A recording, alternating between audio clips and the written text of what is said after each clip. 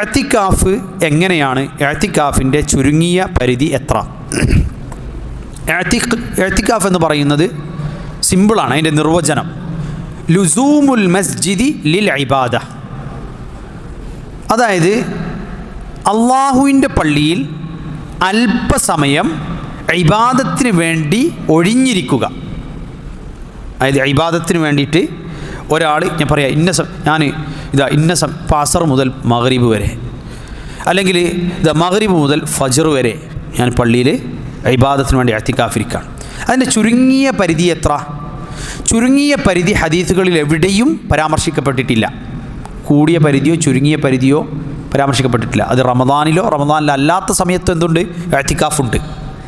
എന്നാൽ ഏറ്റവും പ്രബലം റമദാനിലെ അവസാനത്തെ 10 ഏറ്റവും പ്രബലം. കാരണം നബി സല്ലല്ലാഹു അലൈഹി വസല്ലം വഫാത്താകുന്നത് വരെ അവസാനത്തെ 10 സ്ഥിരമായി ഇഅ്തികാഫ് ഇരിക്കാറുണ്ടായിരുന്നു.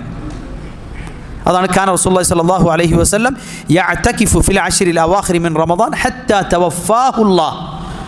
അല്ലാഹു സുബ്ഹാനഹു വ തആല നബി സല്ലല്ലാഹു അലൈഹി വസല്ലമയെ വഫാത്താക്കുന്നത് വരെ നബി സല്ലല്ലാഹു അലൈഹി വസല്ലം അവസാനത്തെ 10 ഇഅ്തികാഫ് ഇരുന്നു. അപ്പോൾ അവസാനത്തെ 10 ഇഅ്തികാഫ് ഇരിക്കുന്നതിന് പ്രത്യേകം എന്തുണ്ട്?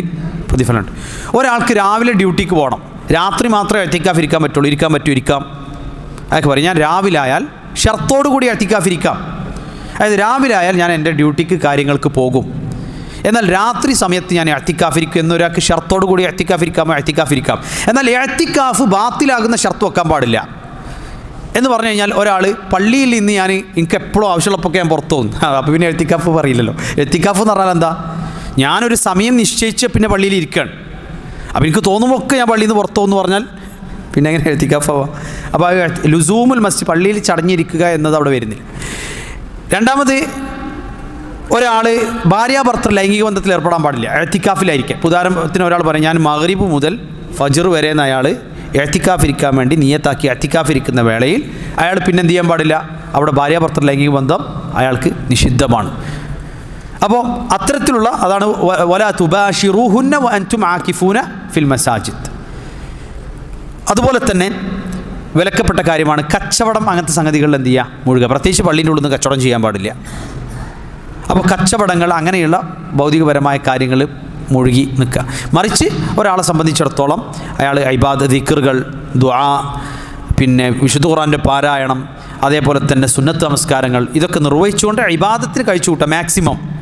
എന്നാൽ പരസ്പരം സംസാരിക്കുന്നതിനോ പരസ്പരം കൂടിയിരിക്കുന്നതിനോ ഒന്നും എന്തില്ല, തെറ്റില്ല. പക്ഷേ മുഴുവൻ വെറുതെ പള്ളിയിൽ ഇങ്ങനെ ഇരുന്നിട്ട് വെറുതെ ഇങ്ങനെ ഇരിക്കുക, നാട്ടുവർത്താനം പറഞ്ഞിരിക്കുക, അത് ഇഅ്തികാഫ് എന്ന് പറയില്ല.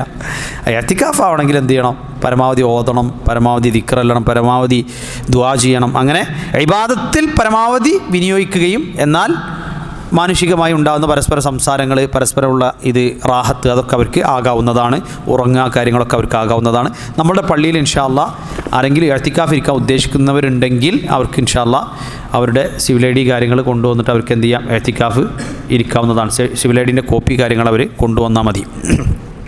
അപ്പോൾ ഇഅ്തികാഫിന് ചുരുങ്ങിയ പരിധിയില്ല. എന്നാൽ ഒരു രാവ് എന്നൊക്കെ വന്നിട്ടുണ്ട്. കാരണം എന്താ വെച്ചാൽ ഉമർ ഇബ്നുൽ ഖത്താബ് റളിയല്ലാഹു അൻഹു പറയാം, നദർതു അൻ അഅ്തകിഫ ലൈലതൻ ഫിൽ ജാഹിലിയ്യ. ഞാൻ ജാഹിലിയ കാലഘട്ടത്തിൽ ഒരു രാത്രി ഇഅ്തികാഫ് ഇരിക്കാൻ വേണ്ടിയിട്ട് നീയത്താക്കല്ല, നേർച്ച നേർന്നിരുന്നു, നദർ ചെയ്തിരുന്നു. അപ്പോൾ നബി സല്ലല്ലാഹു അലൈഹി വസല്ലമയുടെ അടുത്ത് വന്നിട്ട് പറഞ്ഞു, ഞാൻ ഇങ്ങനെ ഒരു നേർച്ച നേർന്നിട്ടുണ്ട്, ഇനി എന്ത് ചെയ്യും? ജാഹിലിയ കാലഘട്ടത്തിൽ നേർന്ന നേർച്ച. അപ്പോൾ നബി സല്ലല്ലാഹു അലൈഹി വസല്ലം പറഞ്ഞു, ഔഫി ബിനദിരിക്, നല്ല നേർച്ചകൾ പൂർത്തിയാക്കേണ്ടതാണ്, അത് ജാഹിലിയ കാലഘട്ടത്തിലാണെങ്കിലും. അപ്പോൾ ഔഫി ബിനദിരിക്, നിൻ്റെ നേർച്ച നീ പൂർത്തിയാക്കുക. അപ്പോൾ ആ ഹദീസിൽ എന്തു വന്നു? ഒരു രാത്രിന്ന്. അതുകൊണ്ട് ചില പണ്ഡിതന്മാർ പറഞ്ഞു അതിൻ്റെ ചുരുങ്ങിയ പരിധി ഒരു രാത്രിയാണ്. പക്ഷേ ആ ഹദീസിലും അദ്ദേഹം അങ്ങോട്ട് പറഞ്ഞതാണ് ഞാനൊരു രാത്രിന്ന്. പക്ഷേ അവിടെ അതിൻ്റെ പരിധി അതാണ് എന്ന് ആ ഹദീസിലും നിശ്ചയിക്കപ്പെട്ടിട്ടില്ല. വല്ലാഹു തആല അഅലം.